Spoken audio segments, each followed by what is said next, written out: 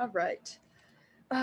Welcome to my final presentation, which will be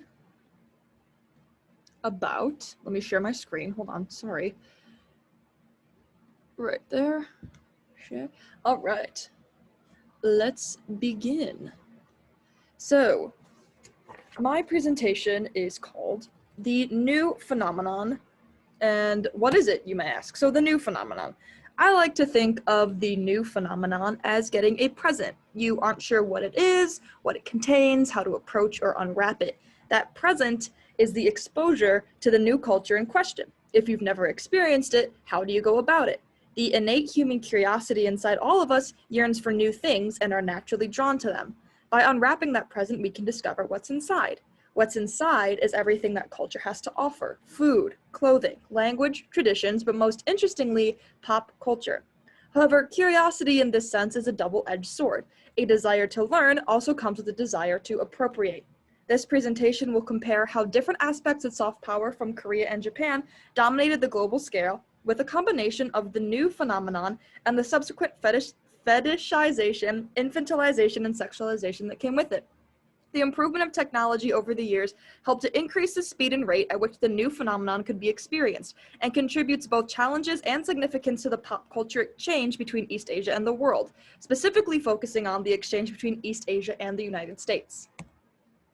There is a fine line to walk between cultural appreciation and appropriation, especially with regards to Western populations and East Asian cultures. There has always been an innocent love of things that come from East Asia, but it seems that the bad is more prominent than the good. Orientalism has been around for centuries, and one of the most prominent examples of Orientalism in the 1900s was Madame Butterfly.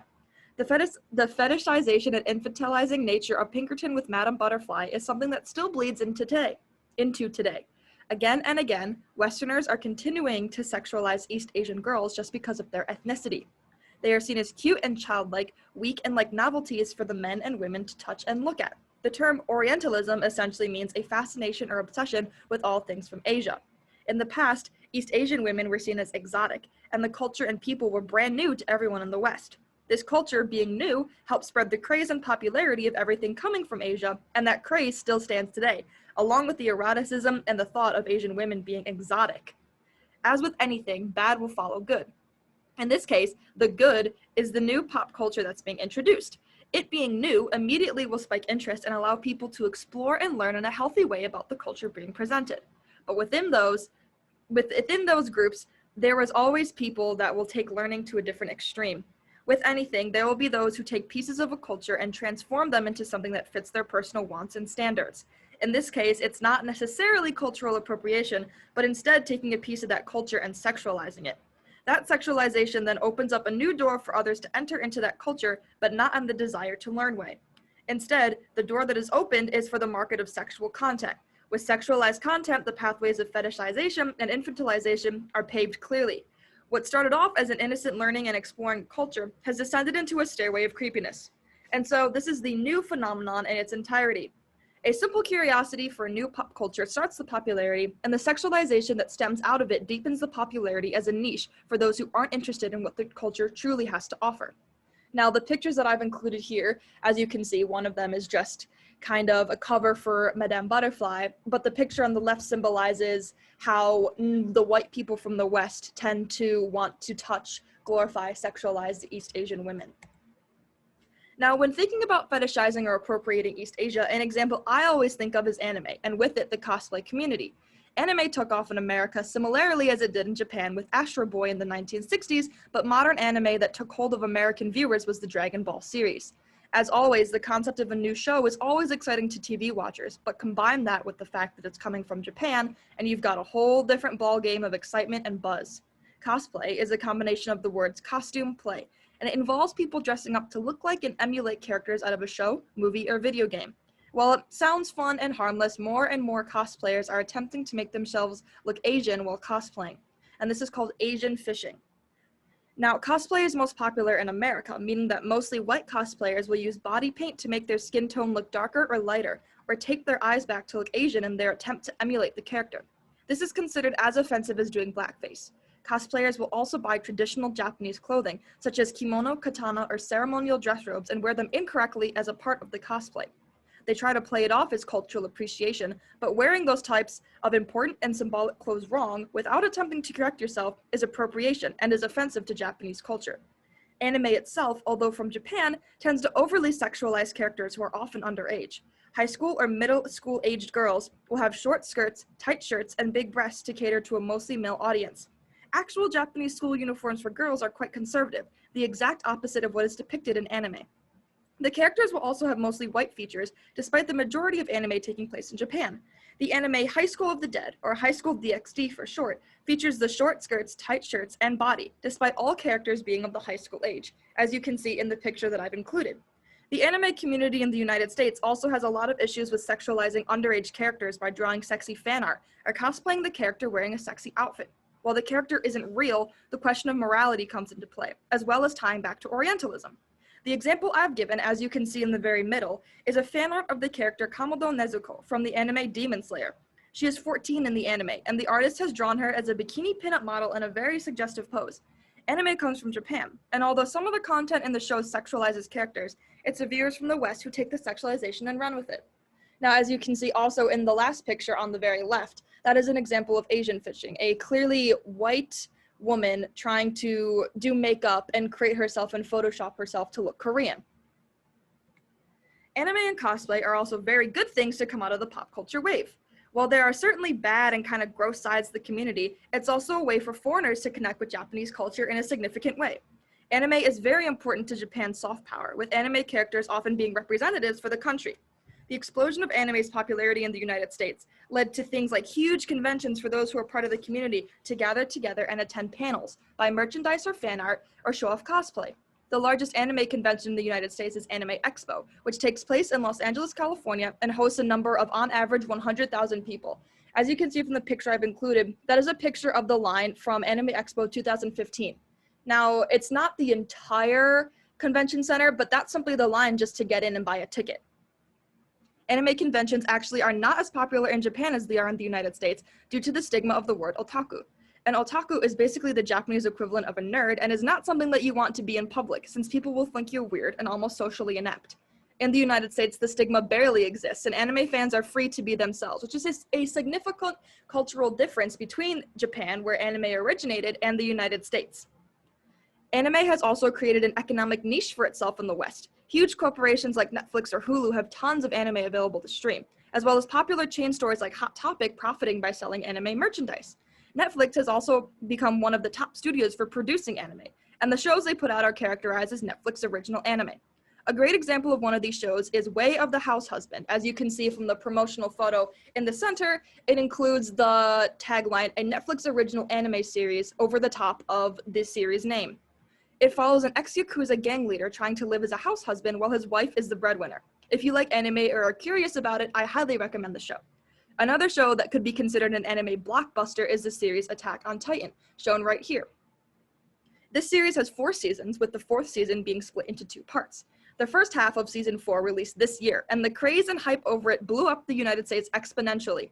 There were official countdowns for its release, a fan-made musical on TikTok, and multiple pop-up stores selling merch all across the country.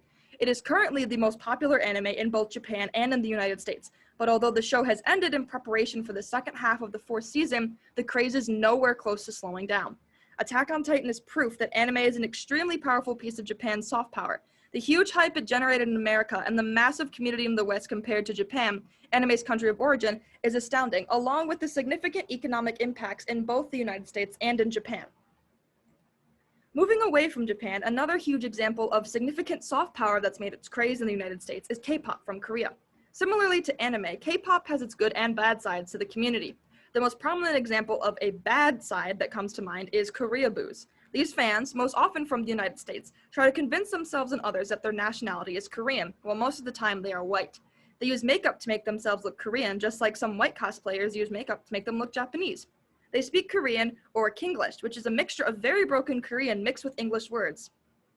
This is very harmful to the Korean community and culture, and is usually seen as Westerners trying to invade the uniqueness that is Korean culture by forcing themselves to look and act Korean when they are not. These types of K-pop fans also tend to fetishize or infantilize the idols that they love and support. The almost ethereal attractiveness of K-pop idols is something that is unique to the K-pop industry, but sadly that attractiveness is a goldmine for those who want to sexualize celebrities. Twitter is the social media platform that houses a good majority of K-pop stans, as they call themselves. From the picture seen here, the K-pop stan starter pack involves thinking that all idols are gay and refusal to accept anything else. They will bully and degrade you if you don't like their idol bias. They think that all idols are innocent, which is, in a form, infantilizing them. Or they ship two members together. The idea of shipping is harmless. It pretty much means wanting two fictional characters to get together. The keyword there is fictional. Real-life people, especially famous idols who have strong and constant online social media presence, should not be shipped together. This fan art right here that I've included is a popular ship called Yoonmi, which is the members of BTS Yoongi and Jimin together. Drawing sexually suggestive fan art of two people who are in the public eye but have never expressly indicated attraction towards each other is very invasive and personal and makes the idols and other K-pop fans uncomfortable. The other aspect is the toxicness of the stan community. The screenshot here that I've included reads, "Maybe if she stanned Luna, she wouldn't have been raped." Luna is a very popular K-pop girl group in the United States. This fan is insinuating that the victim in question is at fault for the rape simply because she didn't listen to or stan Luna. Joking or not, this is a very serious matter to talk about, and also makes fun of people's trauma without thinking of the consequences. This type of behavior does not happen in Korea, where fans simply just want to show their support for the idol groups by showing up to events and buying merchandise. Now, this is seen as a challenge for the K-pop community for all the reasons I've just listed. The infantilization, the sexualization of the characters and the idols who are in a very public space and who have never asked for this, and the stan community in general. Now, while it may seem that most, if not all, K-pop fans from the West are toxic, the reality is that K-pop got so popular because of it being new to the West. The combination of familiar yet different music, rapping, good-looking people with fashionable clothes, and the songs being in a different language skyrocketed the popularity of K-pop in the United States. Although the only groups whose songs I've heard on the radio is BTS, all idol groups are easily accessible to listen to on Spotify or Apple Music and on YouTube.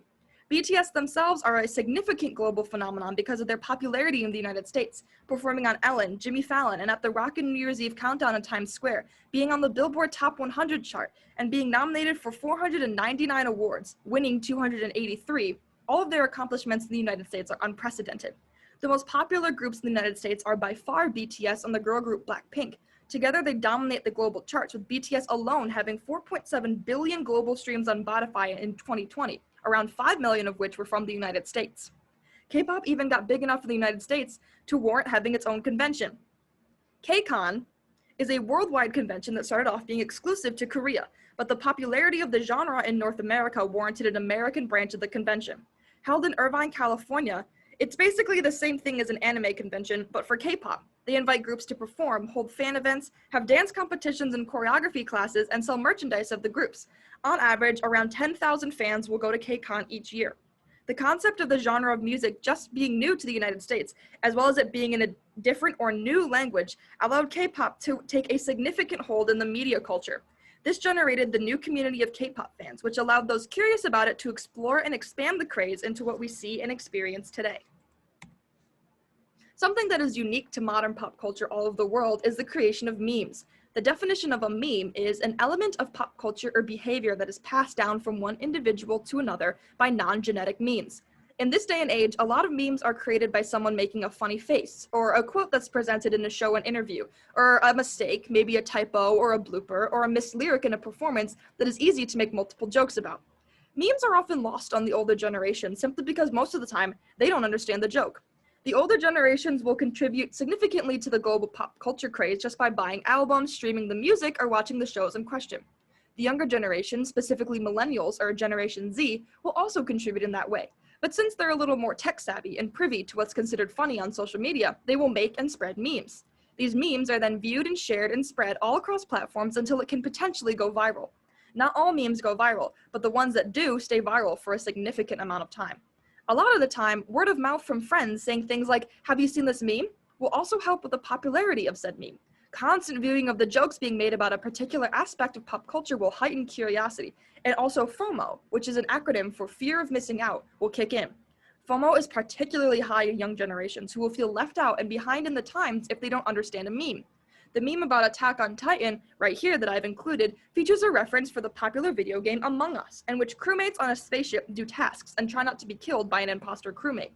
In this case, seeing this meme on the internet and seeing all people sharing it, leaving comments like, so funny, or this is so true, or making jokes of their own about the meme might initiate FOMO in the viewer, and they will start watching Attack on Titan in order to understand the joke and feel a part of the community.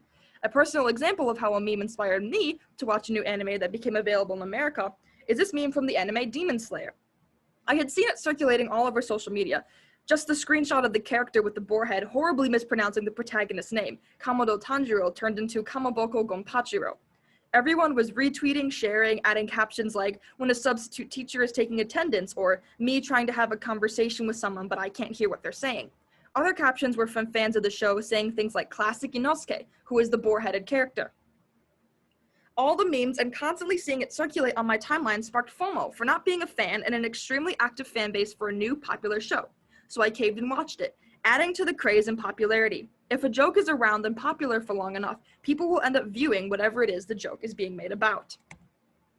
As you can see, I believe the popularity and global spread of East Asian pop culture, as well as the challenges and significance of this cultural exchange, can be attributed to 4 things.